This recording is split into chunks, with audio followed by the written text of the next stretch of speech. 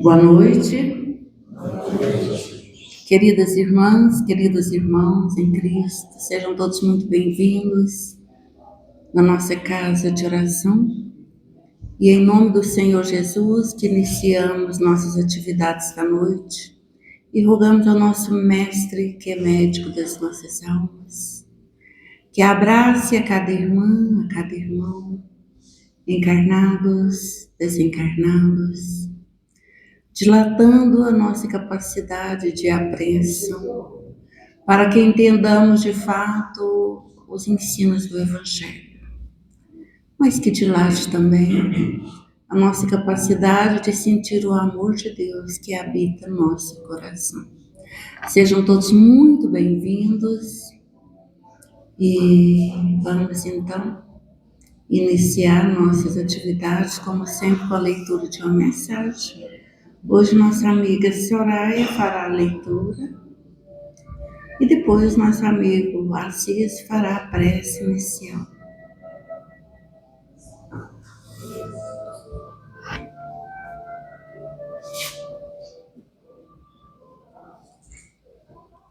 Boa noite a todos. Boa noite. Do livro Vigiai e Orai, de Carlos Bacelli e Irmão José. Nem tão bons, nem tão ruins.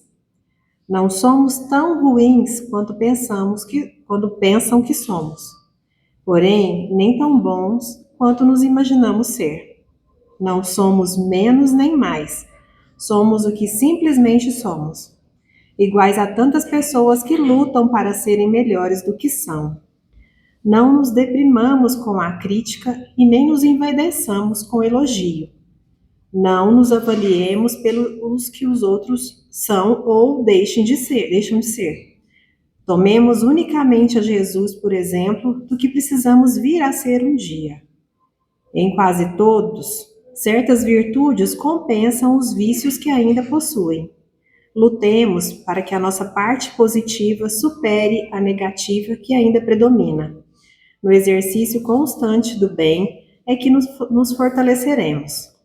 Que assim seja.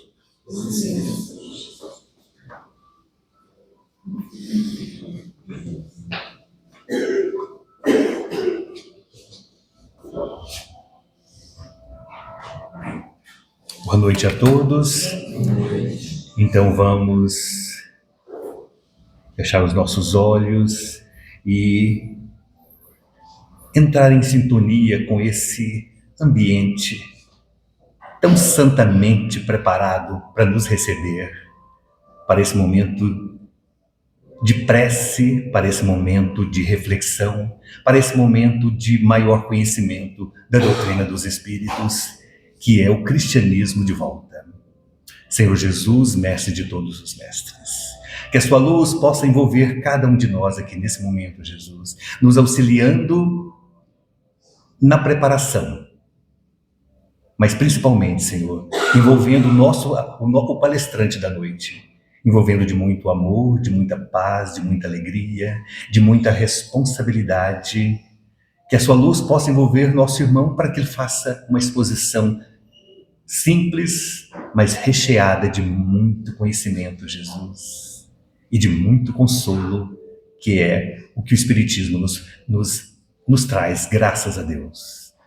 Que o seu amor também, Jesus, possa envolver os nossos evangelizadores, as nossas crianças, os nossos familiares e cada um de nós, Jesus, que estamos aqui hoje para receber um pouquinho dessa luz que o Espiritismo nos traz de volta o seu evangelho, os seus ensinos, a sua simplicidade e o seu amor. Que a sua paz infinita, Senhor, nos envolva a todos, encarnados e desencarnados, hoje, amanhã e sempre. Que assim seja.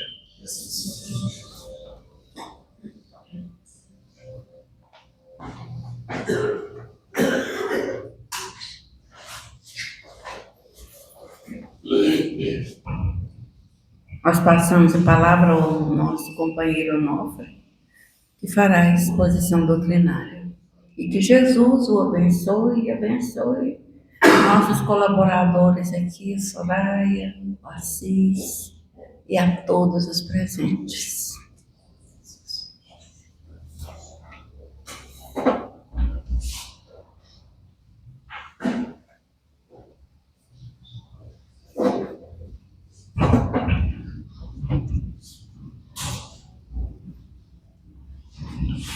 Estimadas irmãs,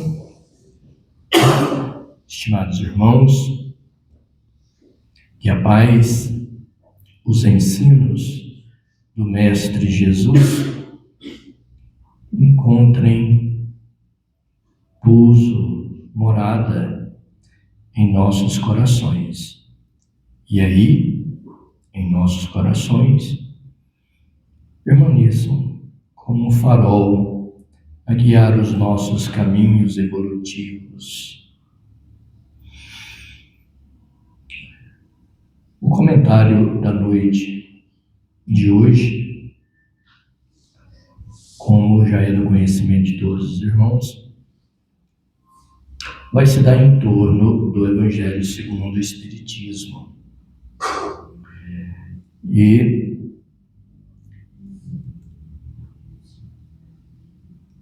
mais especificamente, vai tratar do capítulo 17 do Evangelho segundo o Espiritismo.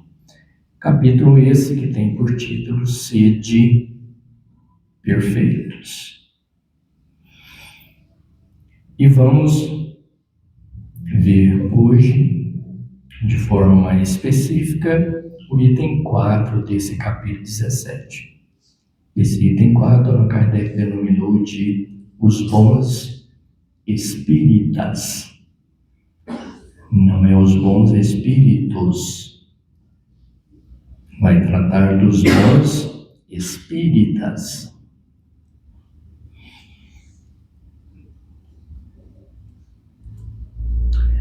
Queremos lembrar que nós já estamos estudando esse capítulo 17 aqui na nossa casa, e o item 1 e 2 desse capítulo, que Allan Kardec denominou de caracteres da perfeição, esses itens foram comentados aqui pelo nosso irmão Aparecido. Depois, na sequência, o item 3 desse capítulo 17, que Allan Kardec denominou de o homem de bem, foi comentado aqui pelo nosso irmão Paulo. E hoje, na sequência, veremos o item 4 desse capítulo 17. Como falamos, Allan Kardec denominou de os bons espíritas.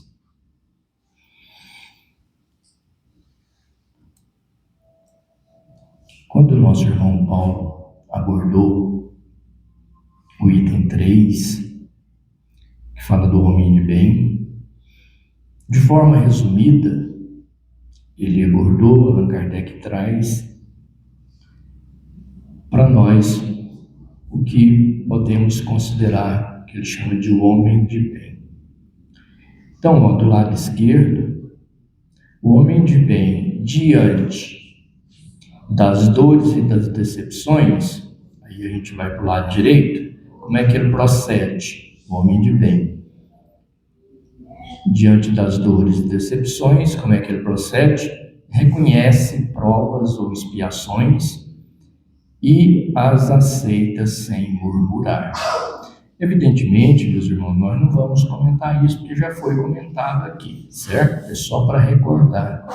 E porque Allan Kardec vai citar isso logo no início do item 4. Então, o homem de bem, diante das dores e decepções, como que ele procede, reconhece provas e expiações e as aceita sem murmurar. O homem de bem, diante de seus beneficiários, como é que ele age? Não espera recompensa. As pessoas que ele ajuda, ele não espera recompensa dessas pessoas. O homem de bem, diante das necessidades do próximo, como é que ele procede? Ele presta serviço. Diante das diferenças de raças ou crenças, como ele procede? Vê como irmãos todos os homens. Diante da suscetibilidade do próximo, aquele próximo que qualquer coisa ele se ira, desespera, perde o equilíbrio, essa suscetibilidade aqui. Então, diante da suscetibilidade do próximo, como que o homem de bem age? Toma por guia a caridade. Diante das ofensas contra si próprio, como é que ele age? Perdoa. E diante das fraquezas alheias, como ele age? É indulgente. Deixa passar, não cria caso, não briga. Diante dos defeitos alheios, como ele procede? Procura não evidenciá-los. Ele vê os defeitos dos outros, mas não sai comentando, falando, criticando. Diante das próprias imperfeições da própria pessoa, como é que ele age? As estuda e as combate. Diante de seus subordinados, aquela pessoa que tem muitos empregados, ou muitos, como é que ele age diante dos subordinados? Trata-os com bondade e benevolência.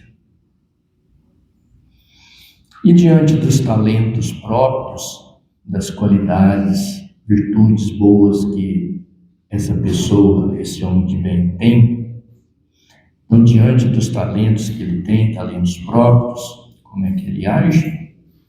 Ressalta o proveitoso aos outros. Não fica se gabando, falando das próprias virtudes, das próprias qualidades. Aproveita para ressaltar as qualidades do próximo. E o homem de bem tem fé em Deus e no futuro. E no item 3, conforme já dissemos, Allan Kardec coloca essa frase aí: aquele que se esforce por possuir as qualidades que acabamos de mencionar, essas acima, no caminho se acha que a todas as demais conduz. Por essa frase a gente vê, meus irmãos, que olha o tanto de qualidade, tanto de virtude que fala que o homem de bem procede, do jeito que ele procede. Mas não são todas, ainda tem que ter mais. Nossa Senhora, Olha, não é fácil ter tanta qualidade. E o Kardec diz pra gente, não é tudo não. Mas quem já tem essas aqui, está no bom caminho para conseguir as demais. Certo? Isso é o que já foi visto para trás.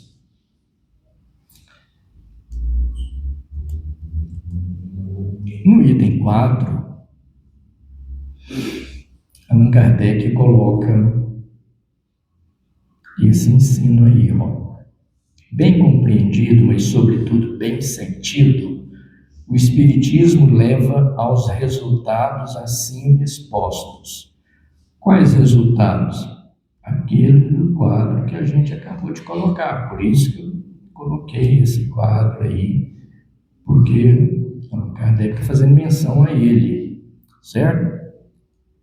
Então, diz Kardec, bem compreendido, mas sobretudo bem sentido, não basta só compreender, precisa sentir, o Espiritismo leva aos resultados assim expostos, aqueles resultados que caracterizam o verdadeiro espírita como o cristão verdadeiro, pois que o mesmo é que outro. Então está dizendo que o verdadeiro espírita e o verdadeiro cristão, mesma coisa.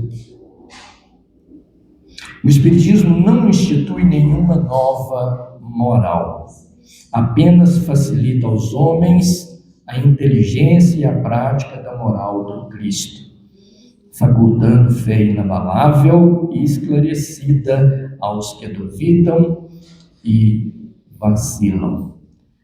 Tão importante essa informação.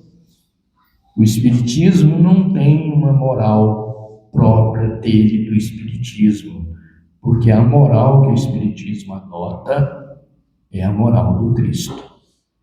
E moral aqui, a gente dizendo de forma muito ampla, moral é a regra do bem proceder. Então, a regra do bem proceder do espírita é qual? É a do Cristo. É tudo aquilo que o Cristo veio nos trazer. Então, toda a regra moral do Cristo, o Espiritismo adota. Certo? O Espiritismo não cria uma nova moral, adota a moral do Cristo. Pois que Espiritismo nada mais é do que a revivescência do cristianismo, conforme o nosso irmão Assis disse na sua prece aqui. Diante disso, nós vamos ver aqui algumas categorias de adeptos do Espiritismo. E pedimos aos irmãos para que, à medida que a gente for colocando aqui, cada um vá buscando se enquadrar. Eu estou enquadrado aqui, não estou. Vai prestando atenção, isso é importante, é para a gente se conhecer, para a gente conhecer como é que é o nosso relacionamento com a doutrina espírita. Que tipo de espíritas nós somos? Ok? Então, vamos ver as categorias dos adeptos do Espiritismo que Allan Kardec fala para nós. Fala no livro dos Espíritos, no livro dos Médiuns, fala no livro dos Espíritos, fala no Evangelho, em várias obras Allan Kardec entra nisso, ele se preocupou com isso. Então, categoria dos adeptos do Espiritismo. A primeira categoria que ele adota é essa dos indecisos. Ou seja, ele está dizendo que há uma categoria de espíritas, ou adeptos da doutrina espírita, que ele chama de os indecisos. Vamos ver o que é isso? Entre os frequentadores das casas espíritas, há um grupo numeroso de simpatizantes da doutrina espírita, mas que ainda não se revelam como verdadeiros espíritas. Ainda têm muitas dúvidas a respeito dos fatos espíritas ou dos ensinamentos do espiritismo. Então, Kardec os numerou de indecisos. Então, muitos frequentadores das casas espíritas fazem parte desse grupo, diz ele. Grupo numeroso de simpatizantes da doutrina espírita. Por que ele diz assim? Por que eles não se revelam como verdadeiros espíritas ainda? Aqueles que ainda têm muitas dúvidas a respeito dos fatos espíritas ou dos ensinos da doutrina espírita. Então, são aqueles que vêm sempre, de vez em quando, bem, mas chega aqui e fica duvidando, aceita, não aceita. Lá na casa dele, ele lê alguma coisa, ah, será? Mas será? Será que é assim mesmo? Ah, não sei não. Sabe? Pessoa que fica assim, não é, tem certeza, não tem. Pois é, Allan Kardec os denomina de indecisos. Vamos lembrar o que nós falamos mais no começo? Vamos buscando para ver onde a gente está situado aqui, tá bem? Aqui nesse salão tem certeza que nenhum está aqui. Mas vamos adiante. Ainda sobre os indecisos, diz ele, são em geral espiritualistas por princípio. São espiritualistas, não são espíritas ou espiritistas. Allan Kardec criou nessas duas terminologias para os espíritos, espírito propriamente dito, ou então espiritista. Mas aqui está dizendo que esses indecisos são espiritualistas por princípio. Nem todo mundo que é espiritualista é espírita ou espiritista, né, meus irmãos? Eu posso ser espiritualista e não ser espírita ou espiritista. Porque espiritualista é todo aquele que acredita que algo sobrevive ao corpo. Todo aquele que acredita que não vai morrer junto com o corpo, é espiritualista. Certo? Então, pessoas que frequentam várias outras religiões são espiritualistas, mas não são espíritas. Porque não acreditam em muitos dos ensinamentos da doutrina espírita. Então, é possível ser espiritualista sem ser espírita ou espiritista. Então vamos ler de novo. São em geral, está falando dos indecisos, são em geral espiritualistas por princípio. Na maioria deles há uma vaga intuição das ideias espíritas, uma aspiração de qualquer coisa que não podem definir. Falta-lhes apenas coordenar e formular os pensamentos. Para eles, o Espiritismo é um traço de luz, a claridade que dissipa o nevoeiro. Por isso mesmo o acolhem com avidez, porque ele os liberta das angústias da incerteza. Eles são os espiritualistas de um modo geral.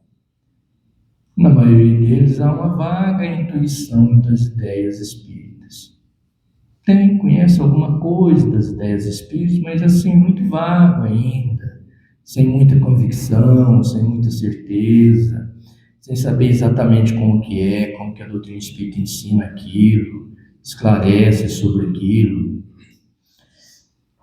Sentem que na religião deles falta alguma coisa que parece que na doutrina espírita tem, mas ele não sabe especificar bem aquilo. O que falta para eles? Coordenar e formular os pensamentos. Sabe que o Espiritismo tem coisas importantes, um traço de luz, traz esclarecimentos importantes para esse nevoeiro em que vivem, nevoeiro de dúvida.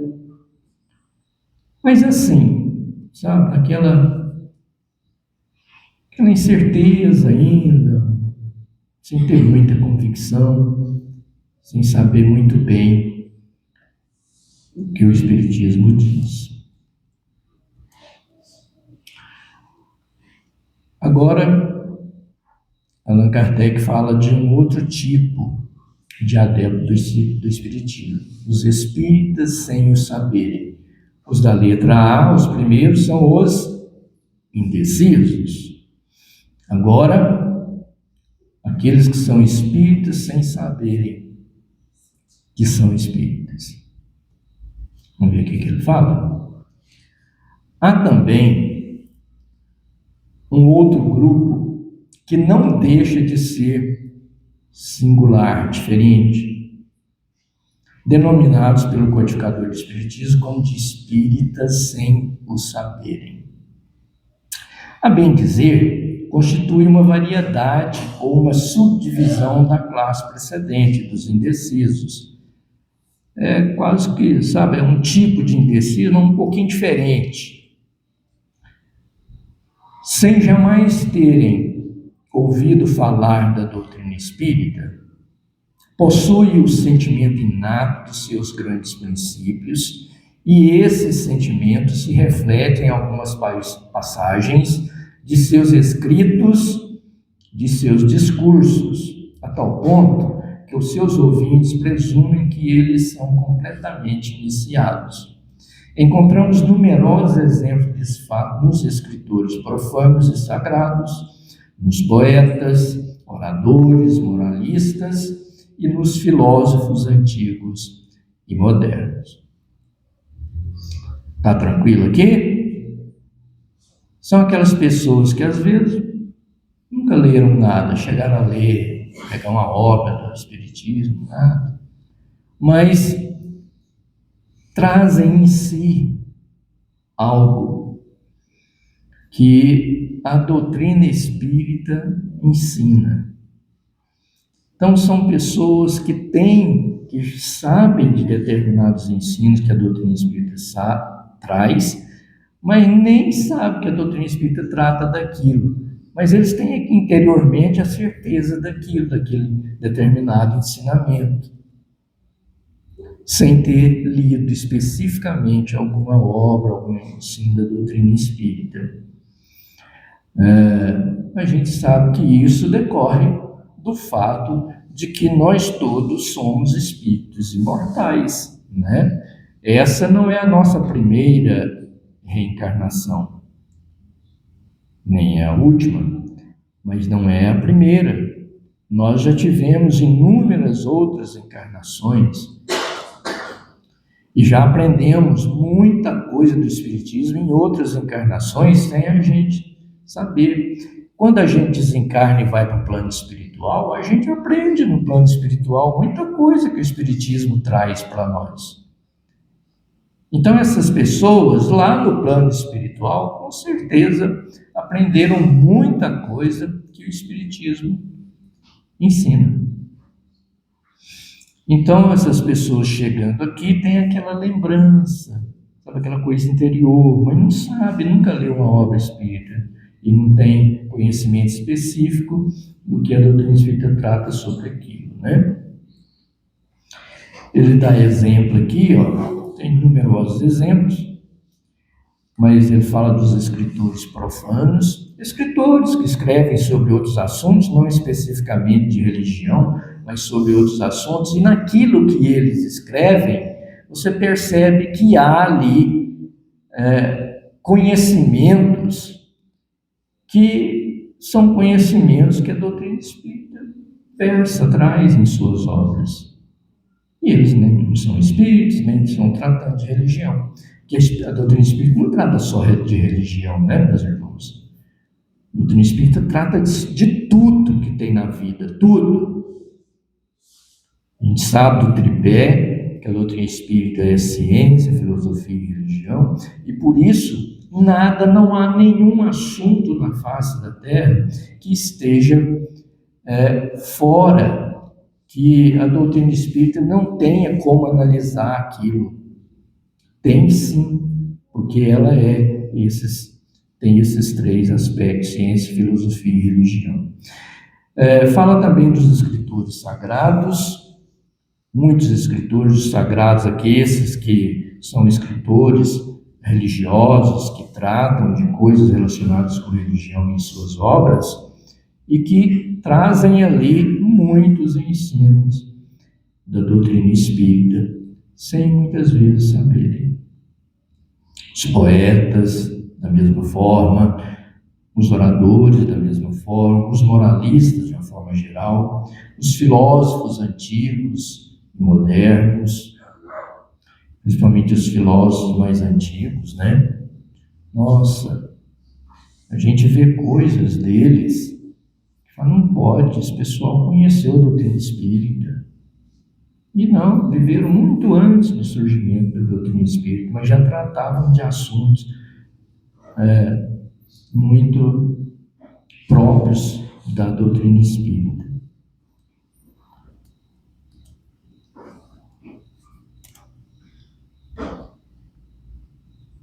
Bom, agora Allan Kardec vai tratar dos espíritas propriamente ditos, aqueles que se dizem espíritas.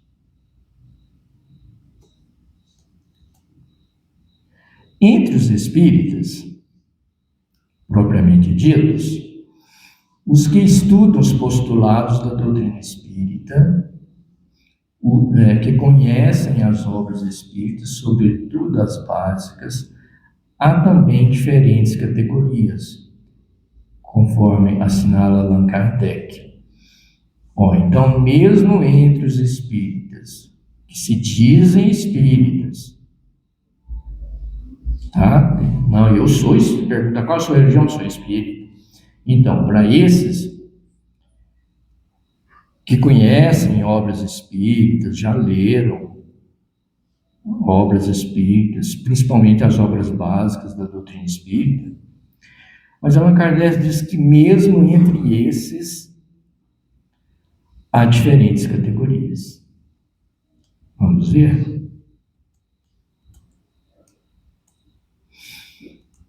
Então, estamos vendo categoria dos adeptos do espiritismo e agora espíritos propriamente ditos.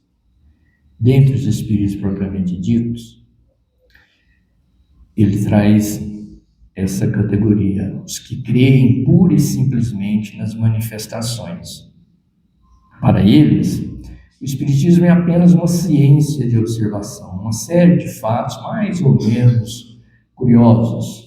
Nós lhes chamaremos espíritas experimentadores.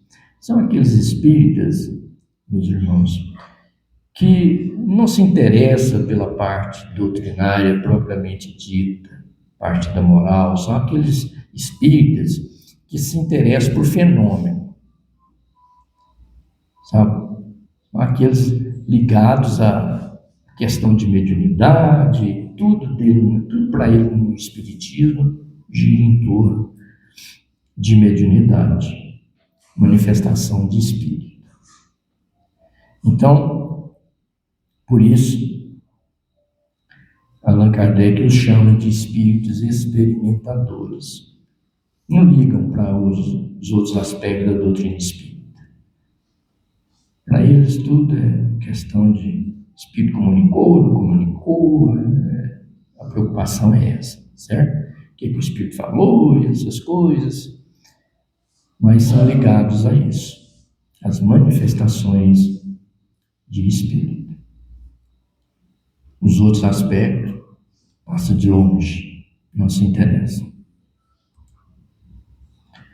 Outra variedade, os que veem no espiritismo mais do que fatos. Esse não fica só na experimentação, não, só na mediunidade, não. Eles veem algo mais do que fatos. Compreendem sua parte filosófica. Já tem uma preocupação pelos ensinamentos filosóficos da doutrina espírita. Admiram a moral daí decorrente, mas não a praticam. Se preocupam com essa parte filosófica, compreendem filosófica e a moral decorrente disso, mas não tem a menor preocupação em praticar aquilo. A influência da doutrina sobre o caráter deles é insignificante ou nula. Não leva a mudar nada. Não modificam em nada os seus hábitos, e não se privam de um só prazer. O avarento, ele está dando exemplo aqui, o avarento continua avarento, só vindo. O orgulhoso se conserva cheio de si. O invejoso e o ciumento são sempre hostis. Considera a caridade cristã apenas uma bela máxima. São os espíritas imperfeitos. Está claro isso? Tranquilo aqui? Não se preocupam só com o fenômeno, manifestação de espírito, compreende a parte filosófica, a parte moral, mas só compreende, não dá muita bola também, não. Não pensa em seguir aquilo no dia a dia de suas vidas. Ai, será que algum de nós aqui está aqui? Daqui para lá, sim, eu acredito que não.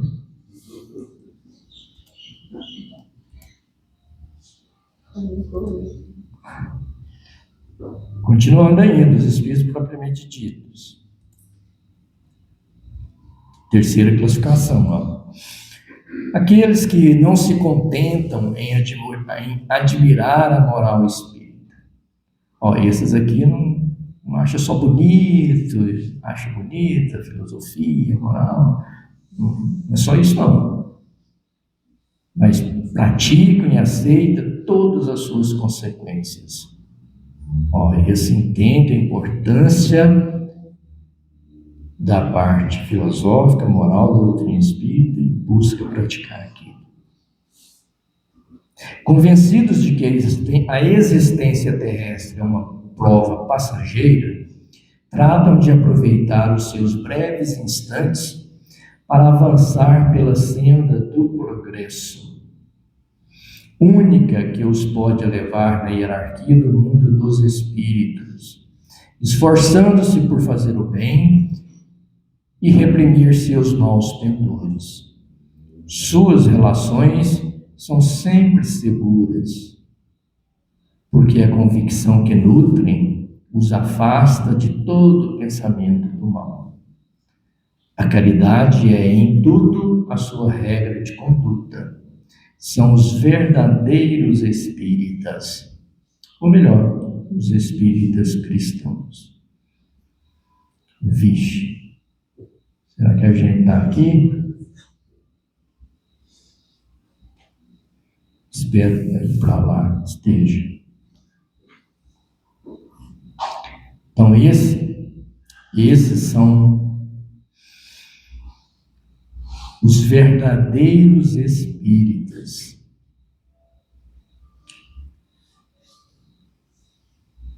O que cabe ressaltar aqui que os verdadeiros espíritas fazem?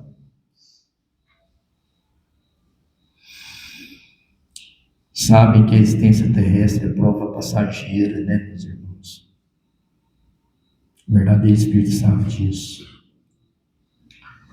Sabe que a gente está aqui, ó, rapidinho, a passagem nossa aqui é muito rápida. 100 anos, quando alguém chega aí, meus irmãos, isso diante da eternidade é nada, é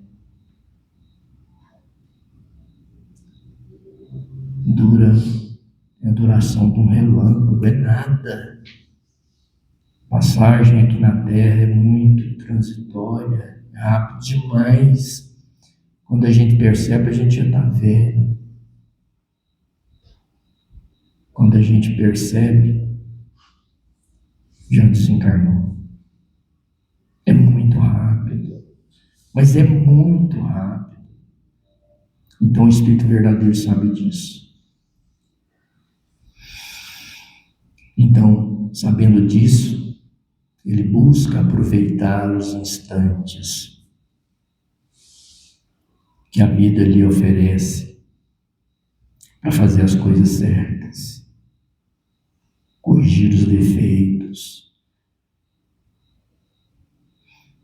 Diferente de muitos de nós que a gente vai deixando, fala isso. Eu sei que eu tenho tal defeito, mas mais para frente eu penso nisso. Vou deixar para mais tarde. Agora eu tenho coisas mais importantes, outras coisas que eu preciso fazer. Mais para frente eu penso nisso. E o mais para frente não pode não chegar. Não é? Então o verdadeiro espírita sabe dessa brevidade da vida aqui na Terra. E por isso mesmo aproveita o tempo aqui para fazer as coisas certas. Corrigir os defeitos. Esforça por fazer o bem, reprimir seus maus pendores. Reprimir seus maus pendores. A gente é cheio de vício e defeito. Estou falando de mim. E a gente vai deixando isso para depois, não corrige.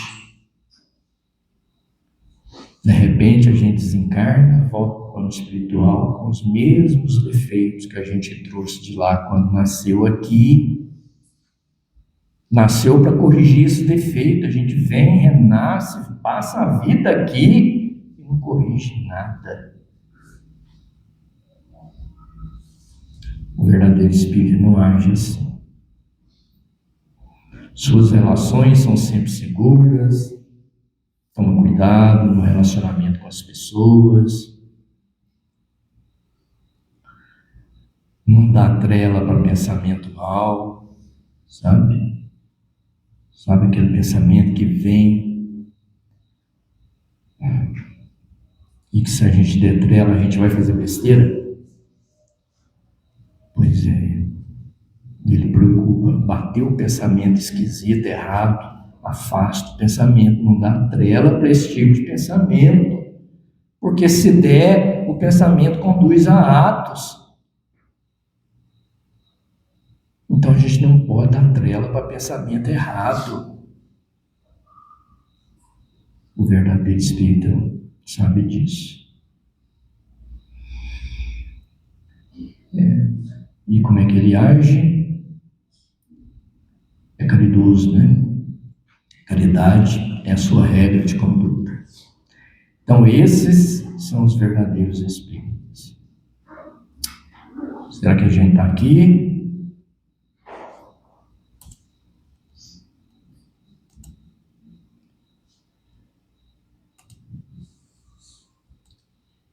Ainda falando dos espíritos propriamente ditos, aqueles que se dizem espíritas, Allan Kardec traz essa quarta categoria. Finalmente os espíritas exaltados. A espécie humana seria perfeita se sempre tomasse o lado bom das coisas. O exagero é prejudicial em tudo, inclusive na doutrina espírita.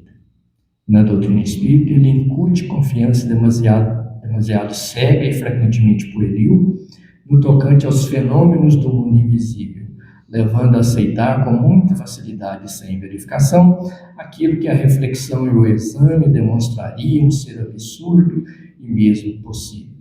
Sabe, os espíritos exaltados é aquele que tudo para ele é espiritismo, não tem outra coisa, só pensa em doutrina espírita, nos momentos mais sem sentido, nos assuntos mais sem sentido, tudo é doutrina espírita. Mas o que é pior são aqueles que tudo que eles se referem com relação ao que um espírito falou, um espírito comunicou, certo? Fenômenos, ele diz aqui, no tocante aos fenômenos do mundo invisível. Aceito tudo. É um espírito que falou, então ele aceita. O espírito falou um punhado de besteira. Não, mas foi um espírito que falou, então ele aceita. São os exaltados, sabe? Não é assim. Para ser espírita tem que aceitar tudo que vem dos espíritos? Não. A gente sabe que há no plano espiritual espíritos mais atrasados do que a gente. Há os mais adiantados, mas há os mais atrasados. E muitas vezes, esses atrasados se comunicam e falam as maiores besteiras através de médium. E o espírito que se diz espírito não toma cuidado, esses exaltados saem divulgando aquilo, comentando aquilo, como se fosse verdade. O exagero é prejudicial em tudo.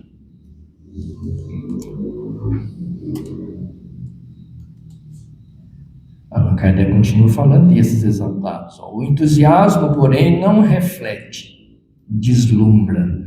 A pessoa que é entusiasmada demais, ela não pensa, não reflexiona. É uma pessoa meio que deslumbrada, sabe? Essa espécie de adepta é mais nociva do que útil à causa do espiritismo. Ela mais prejudica o espiritismo do que ajuda. São os menos aptos para convencer a quem quer que seja, porque todos desconfiam, e com razão, daquilo que a pessoa está dizendo. Graças à boa fé que os anima, são iludidos pelos espíritos mistificadores e pelos homens que procuram explorar a sua credibilidade.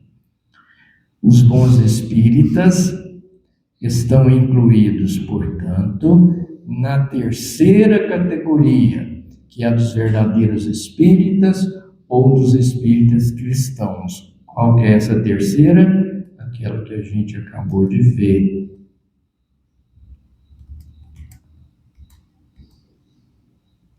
Isso aí, ó. Os que não se contentem em admirar a moral espírita, mas praticam e aceitam todas as suas consequências. Ok?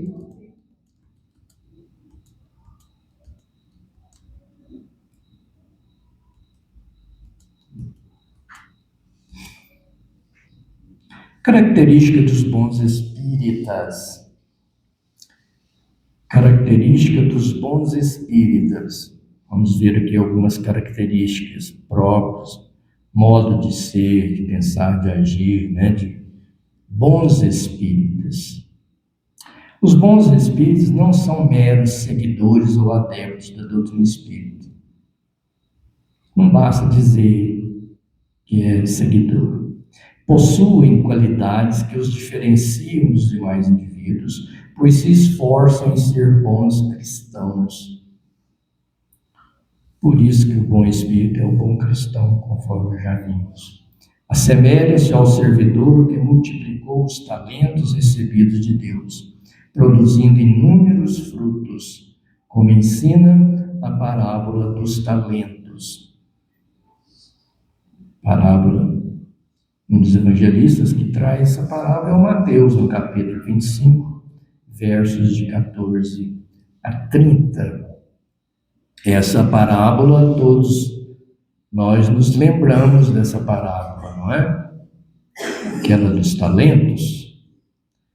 Aquela que o Senhor ia fazer uma viagem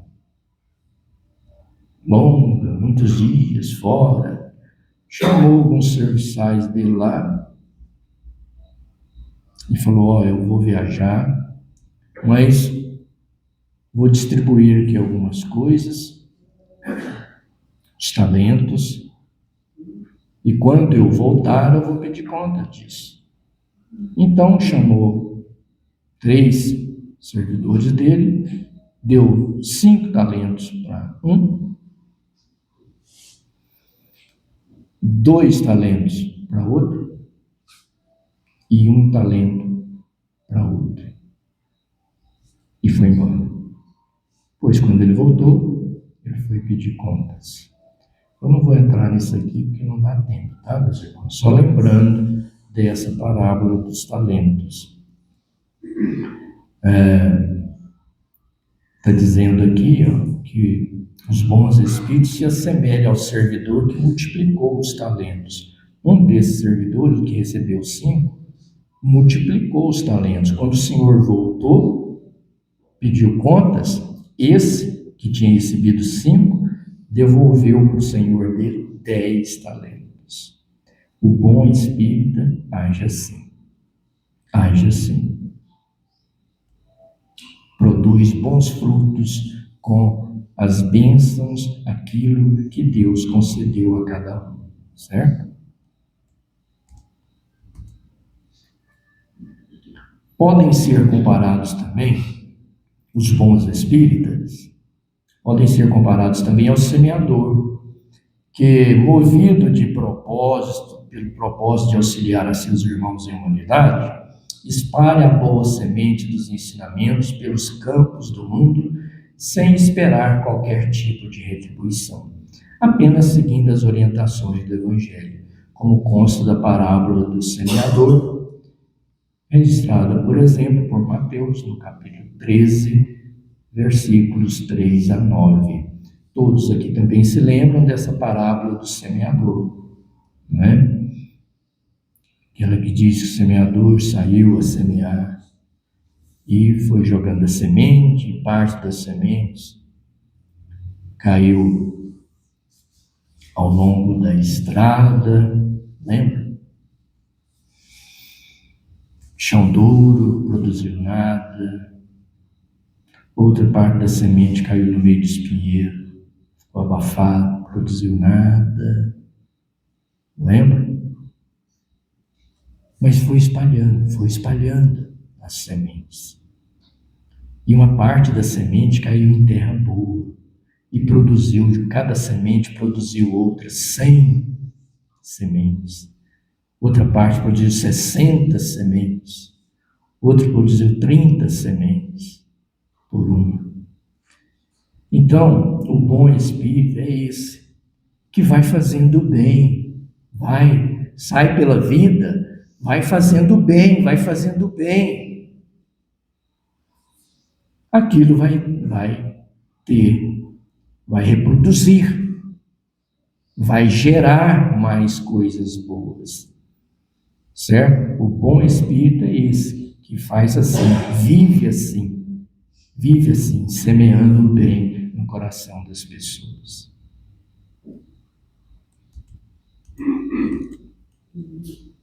O bom espírito é, sobretudo, cristão. Claro, né? Doutrina espírita é o cristianismo redivivo.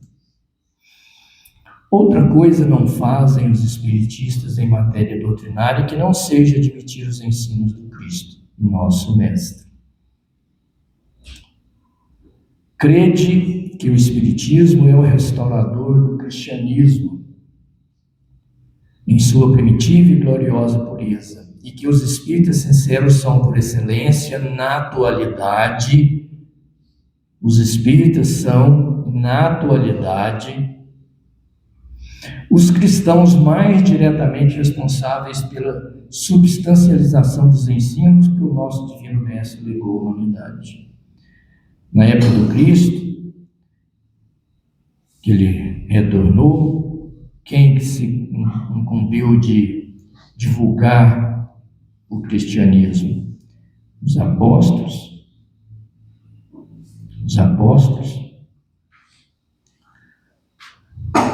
E na atualidade, nós espíritas. Nós espíritas somos responsáveis por isso. Responsáveis pela substancialização, tornar o ensino do Cristo substancial, verdadeiro na vida das pessoas.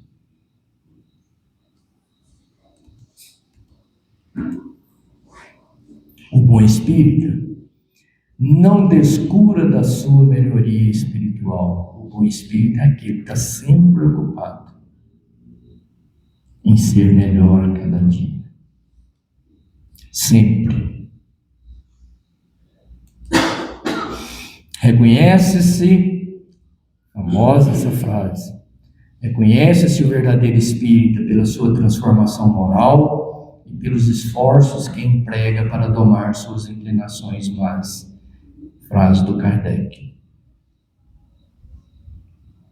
Reconhece quem que é então o verdadeiro espírito? É aquele que está se transformando moralmente. Reconhece o verdadeiro espírito pela sua transformação moral. Não é que ele só está tentando, não. Porque a gente tenta, sabe, muitas vezes, sem muita vontade.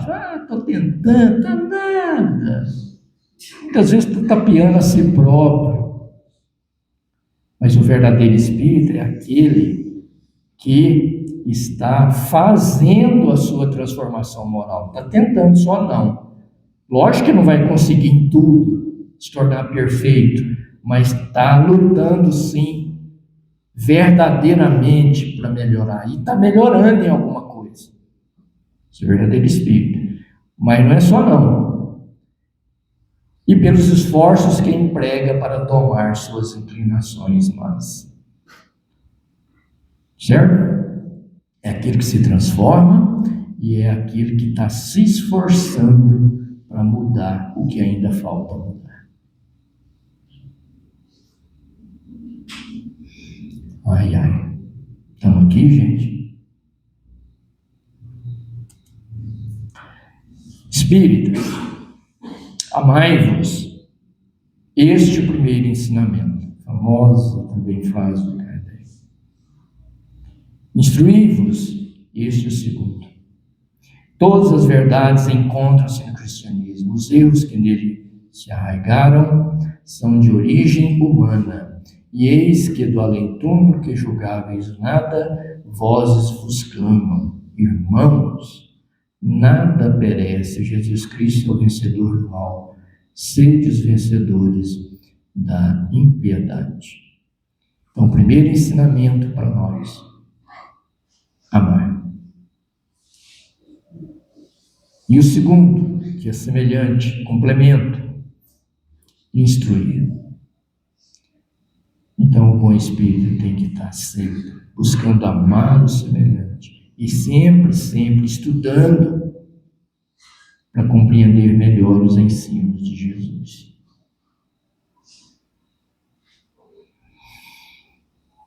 Tem muita gente que não gosta de estudar a doutrina espírita. Olha aqui, meus irmãos, a responsabilidade.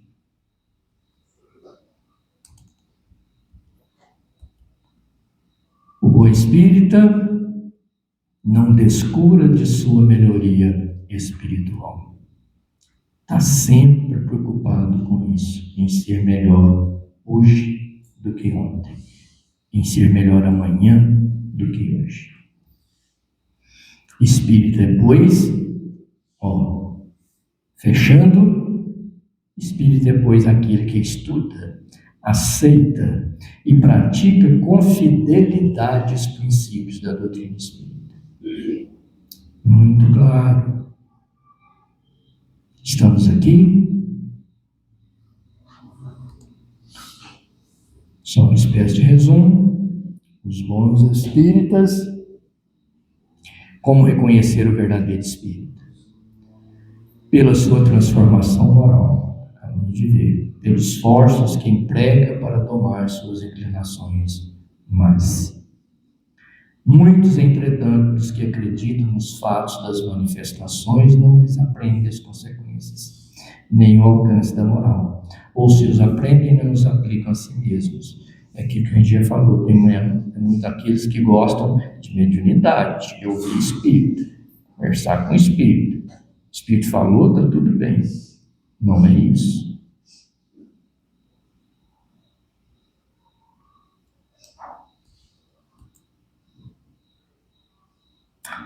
Obrigado, gente. Paz para todos nós.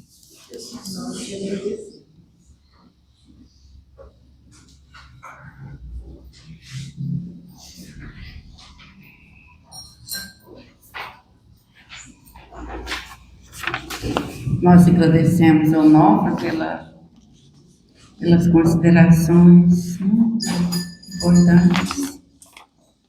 E que Jesus o abençoe. E vamos, então, para a palestra de sexta-feira com o nosso companheiro Fábio Oliveira de Lima. O tema dele é justamente o semeador. É um tema muito bom. Eu acho que muita gente já conhece. Se não conhece, vem conhecer direitinho, ver se você é um semeador. Semeador de quê? E na segunda-feira vai ser a Janaína, nossa companheira Janaína, também sobre o Evangelho, o dever. Nós sabemos nossos deveres, ela vai clarear para nós sobre isso. E o Antoniel vai fazer oração para nós. Obrigada a todos. Agora nós vamos para o passe, a segunda parte das nossas atividades.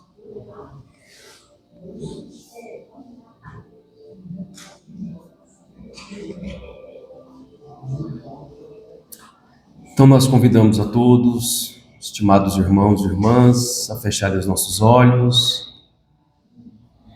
com esse sentimento de leveza, de gratidão, de aqui estarmos reunidos, em nome de Jesus e por Jesus, agradecidos pela oportunidade de aprendermos tanto através dos ensinos do nosso companheiro Onofre, tantos ensinamentos valorosos, nos alertando, nos chamando para o dever, para a responsabilidade, de fazermos desta encarnação a mais importante da nossa existência espiritual. Pois estamos aqui unidos de tantas informações, então que devemos aproveitar este momento, esta encarnação, para sermos verdadeiros espíritas, homens de bem. Senhor Jesus, Tu que és o caminho, a verdade e a vida, nos ajude a trilhar então por esse caminho, Senhor, semeando tudo de bom que podemos receber aqui nesta noite e em todas as outras noites que aqui nos fazemos presentes, que possamos ser semeadores, sem dizer palavras, mas através do nosso exemplo, do nosso proceder. Obrigado, Senhor, então, que possamos voltar aos nossos lares, levando conosco, Senhor, essa semente de luz que recebemos aqui nesta noite, e praticar, Senhor, praticar no nosso dia a dia, muitas vezes errando, mas reconhecendo os nossos erros e lutando contra as nossas imperfeições.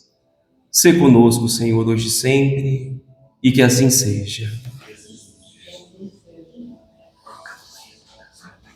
Pessoal, o doutor Onofre pediu para fazer um breve lembrete sobre a questão do agasalho, da campanha do agasalho. Nós estamos com a campanha, viu? Tem uma caixinha ali na entrada ali da nossa casa, na porta. Quem puder trazer um agasalho, alguma doação, a gente vai estar direcionando para as crianças do posto de auxílio. Tá bom? Deus abençoe.